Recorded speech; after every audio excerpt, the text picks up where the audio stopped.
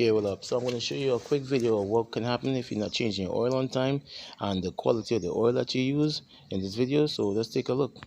Yeah, so this customer lost power while they was driving on the highway, and basically you see all the white smoke coming through the oil fill cap and the dipstick too.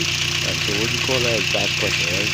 And also I end up taking off the VVT for the exhaust, and I also open the cap. Look at all that gunk that they got in this engine. And she told me all basically you need is an oil change. I'm like, no, you're not, man. I mean, you need to rebuild this whole engine, to be honest. Right, so when manufacturer states a specific time when you're supposed to change your oil, you're supposed to change it on time, because look what happened now. Now we got to go and rebuild this engine or replace this whole engine. I would prefer that to replace this engine, because I'm not going to take this engine apart and I mean, there's a lot of mess in here, man. And also too, you gain bearing noise and piston slapping in the engine. So that means you gotta change rings, pistons, main bearing, rod bearing.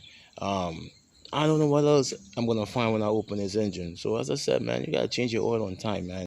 Alright, so as I said, man, you gotta change your oil on time. I mean, you gotta keep up with your maintenance, man. So this is a quick video just to show you what happens when you don't do what you're supposed to do. As I said, I hope you like, subscribe, share, look out for more videos, more content. This was just a quick overview, man, nothing else, man.